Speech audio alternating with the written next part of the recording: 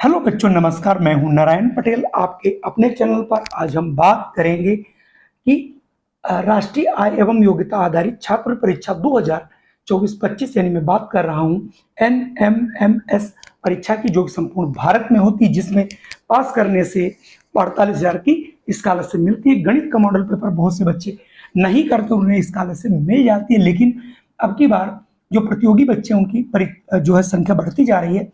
इस वजह से आप गणित को इग्नोर नहीं कर सकते। तो आज हम गणित का मॉडल पेपर लेकर के आए हैं। चूंकि गणित के 20 प्रश्न पूछे जाते हैं, वीडियो थोड़ा बड़ा होगा, आप लोग मेरे साथ बने रहिए।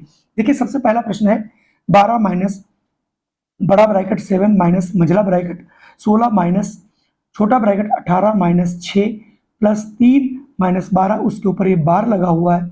छोटा ब्रैकेट, मझला ब्रैकेट और बड़ा ब्रैकेट।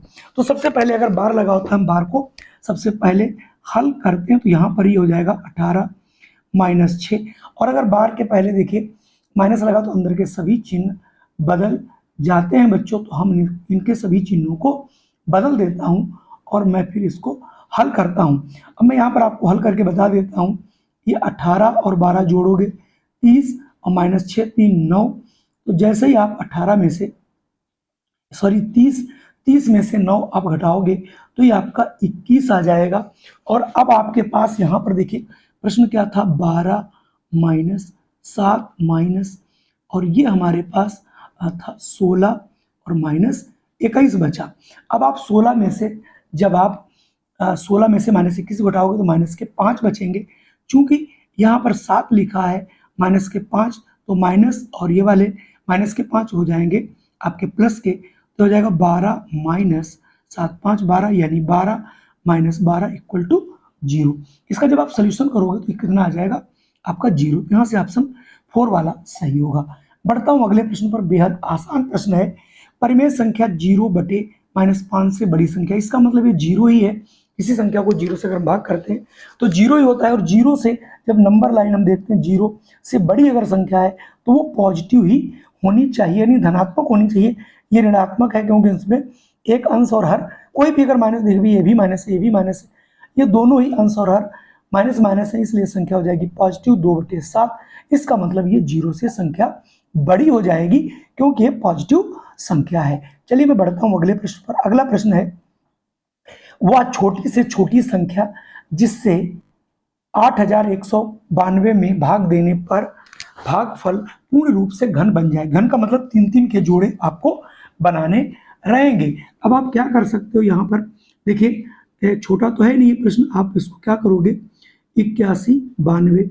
सबसे पहले हम इसको 2 से अगर काटते हैं, 2 चौके 8 भाग जाएगी नहीं, फिर 2 9 18 2 6, फिर 2 से आप काट दोगे तो आ जाएगा 20 48, फिर आप 2 से काटोगे तो आ जाएगा 1024, फिर 2 से आप काटोगे तो आ जाएगा 512, फिर आप 2 से काटोगे तो आएगा 256, फिर आप काटोगे 2 से तो आ जाएगा 128, 128 को 200 काटोगे तो आ जाएगा 64।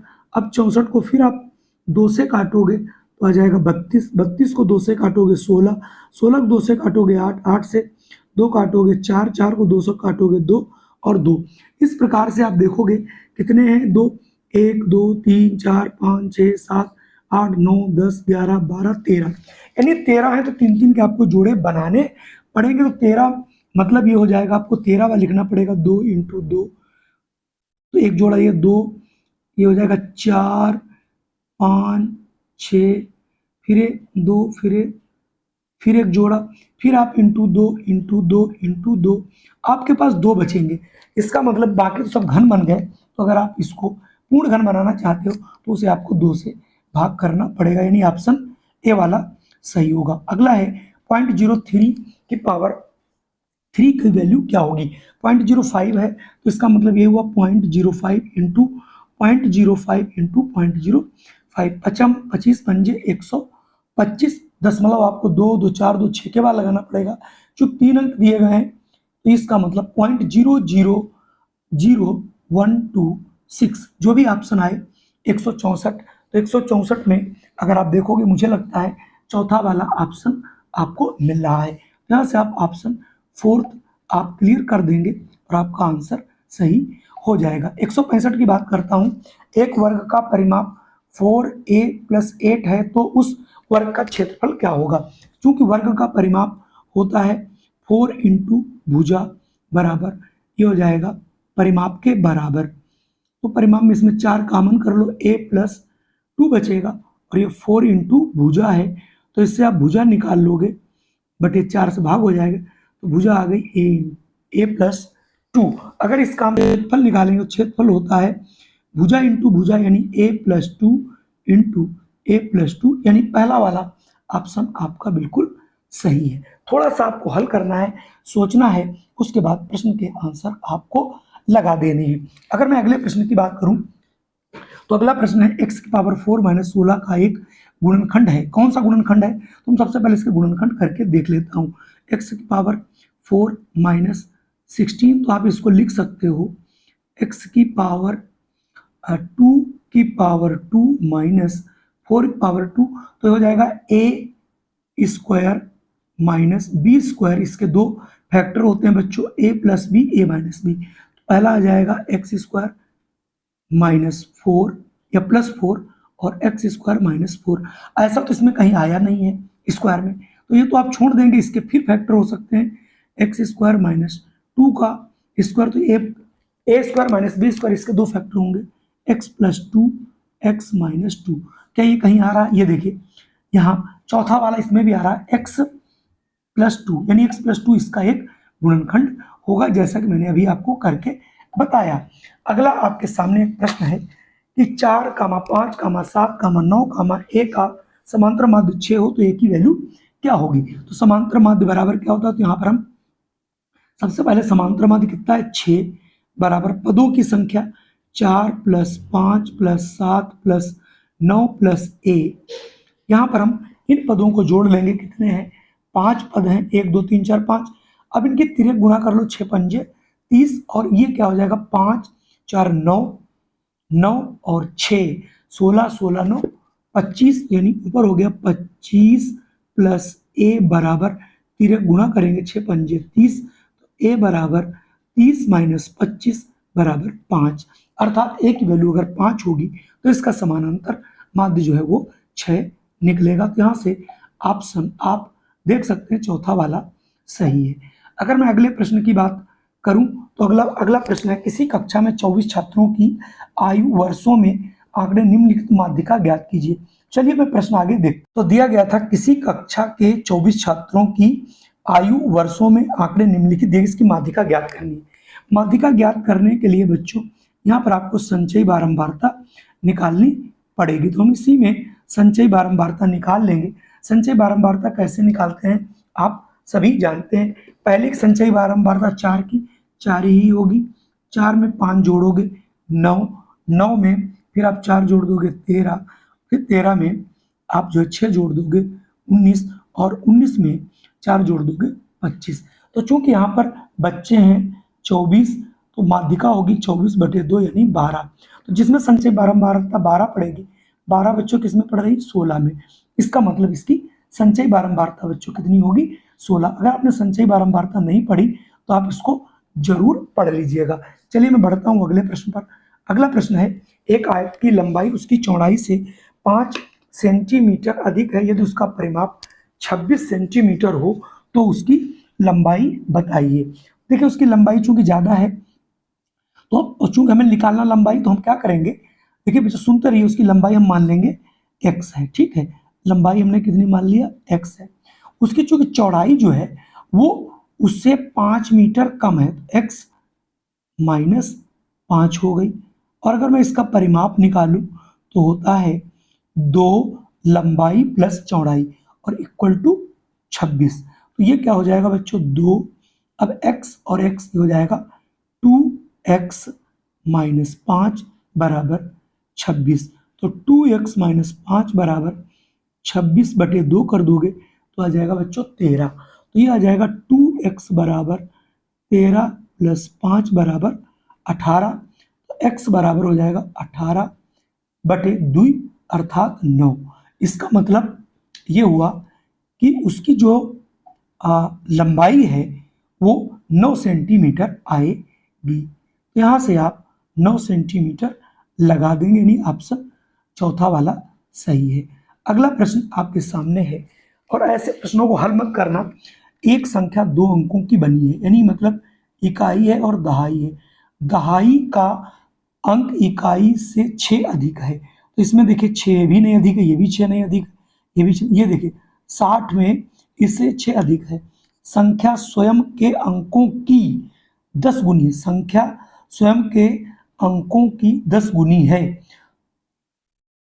संख्या स्वयं के अंकों की, हाँ स्वयं के अंक 6 प्लस 0 बराबर 6, 6 दाम 60, 10 गुनी बड़ी है। इसका मतलब ऑप्शन केवल और केवल आपका 60 ही हो पाएगा, इसके अलावा अन्य कोई इसको संतुष्ट भी नहीं कर पा रहा है। अगला प्रश्न है, यदि ए का धन बी के धन से 25% अधिक है तो बी का धन ए के धन से कितना कम होगा। मान लो ये ए है, ये बी है, तो इसका अगर 100 है तो इससे 25% अधिक हुआ, तो इसका मतलब 100 का 25% 125 इसका आ जाएगा। तो आप पूछ रहा है ए के धन से कितना कम है, 125 इसका है, तो कितना कम आ रहा, 25 रुपए। तो एक में कितना आएगा, एक 25/125, इसलिए 100 में कितना होगा, 25 से कम 25, पंजे 5 एक कम 5 दूनी 10, यानी 20% की बच्चों कमी आएगी, जो कि ऑप्शन यहाँ से आपको बी में मिलेगा।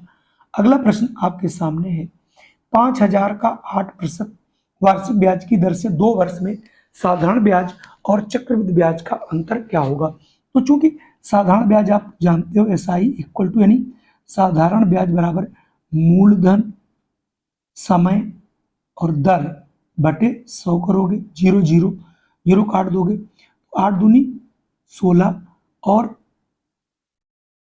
यहाँ पर ये 8 दूनी 16 और पैसे थे 5, तो 8 दूनी 16, 16 पंजे 80, यानी 800 रुपये ब्याज बनेगा।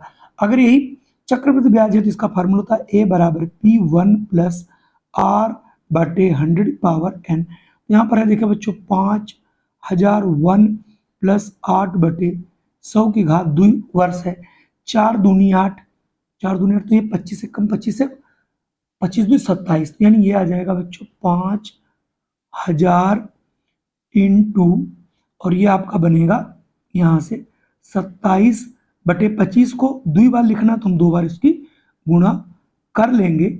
और अब आप इसको काट दीजिए, 25 दूना 50, तो 2 0, 25 से कम 25, 8 200, तो आ जाएगा 8 इंटू 27 इंटू 27, इसकी जब गुणा करोगे आप तो आ जाएगा 5832, 5832।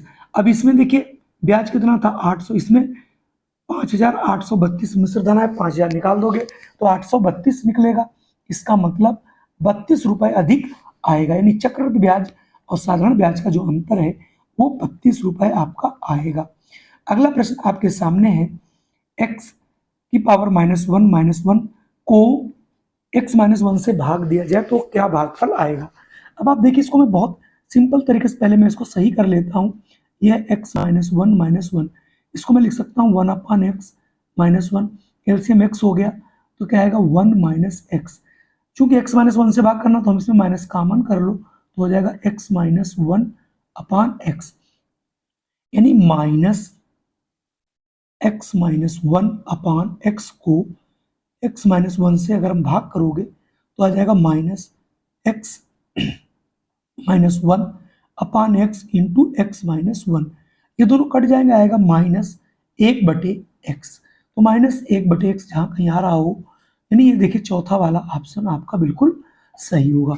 अगला प्रश्न है, एक चतुर्भुज के कोण 2:3:6:7 के अनुपात में हो तो त्रिभुज का महत्तम कोण, तो यहाँ पर महत्तम कोण बच्चों कौन है 7, तो हम इसके कोण मान लेते हैं। पहला है 2x, दूसरा है 3x, अगला है 6x, अगला है 7x।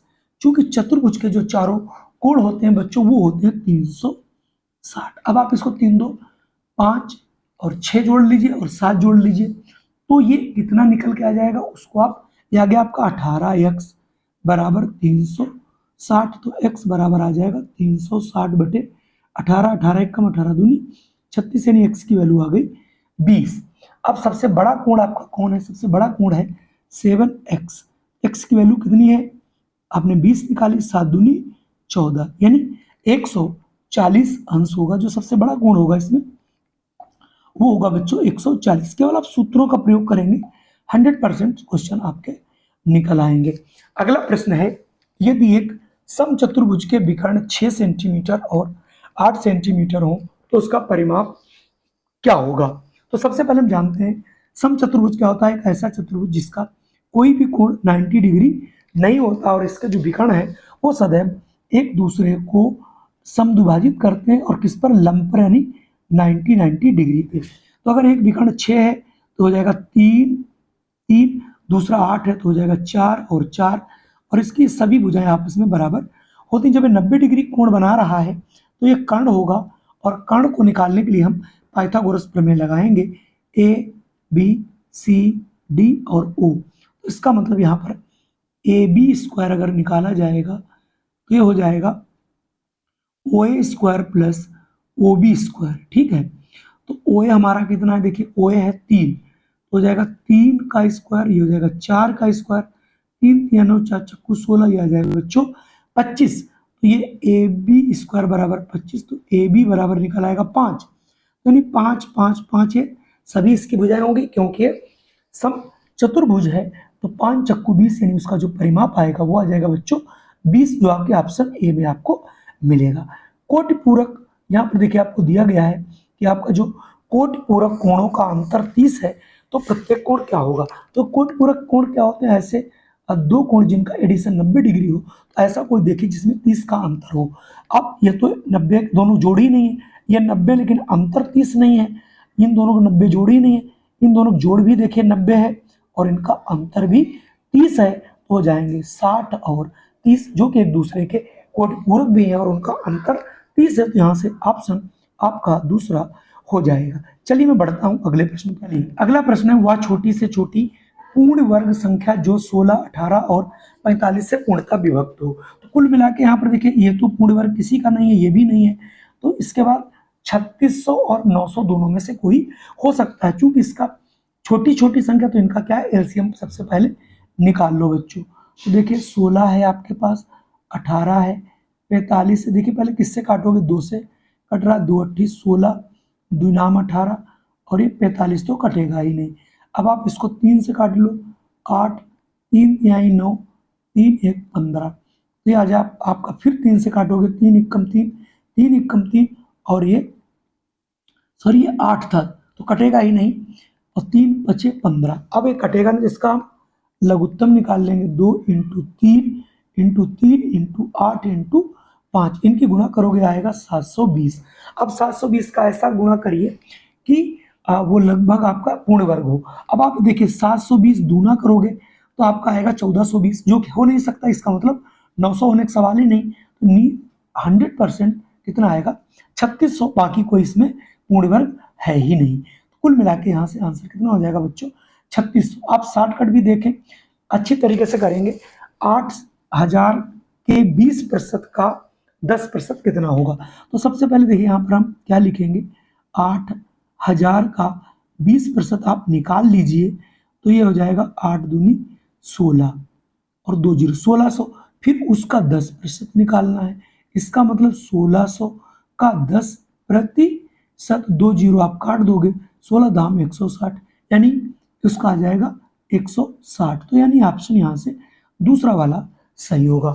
किसी सम द्विबाहु समकोण त्रिभुज के कोण सी है तो इनमें कौन सा कथन सही है। तो कुल मिला के अगर किसी का मैं ऐसे बता दे रहा हूँ, यहाँ से कुल लगाने की आपको जरूरत भी नहीं है, कि अगर कोई आपके पास एक समकोण त्रिभुज है जो कि सम द्विबाहु यानी दोनों भुजाएं बराबर हैं, कोण सी है, तो यहाँ पर ए होगा और यहाँ ये बी होगा। तो इसके लिए संबंध सदैव ए बी स्क्वायर बराबर बी सी स्क्वायर प्लस ए सी स्क्वायर होगा, या फिर आप ये भी लिख सकते हो ए सी इक्वल टू बी सी, यहाँ पर तो इसको लिख सकते हो 2 बी सी स्क्वायर या फिर 2 ए सी स्क्वायर लिखा जा सकता है। चलिए इसका ऑप्शन भी आगे देख लेते हैं। जैसा कि मैंने बताया था कि यहाँ पर आपका ये ए बी कर्ण है, ए बी स्क्वायर बराबर A C square plus B C square, Pythagoras प्रमेय यहाँ पे लगा दी गई है। चलिए बढ़ते हैं अगले प्रश्न। अगला प्रश्न है -3/5 a की पावर 3 b पावर 3 में b क्यूब का गुणांक। तो अब b क्यूब को छोड़ दीजिए, क्या बचा? -3/5 b क्यूब। तो -3/5 b क्यूब ये क्या है? a क्यूब का गुणांक, जो कि ऑप्शन ए में मिल रहा है। कुल मिला के आज के ये 20 प्रश्न आपको कैसे लगे? निश्चित तौर पे ये हमारे प्रश्न आपको पसंद आए होंगे। अगर वीडियो पसंद आया हो तो इसे तुरंत वीडियो को लाइक कर दीजिए, अपने इष्ट मित्रों को शेयर कर दीजिए। जय हिंद, वंदे मातरम। फिर मिलता हूँ एक अगले मॉडल पेपर में।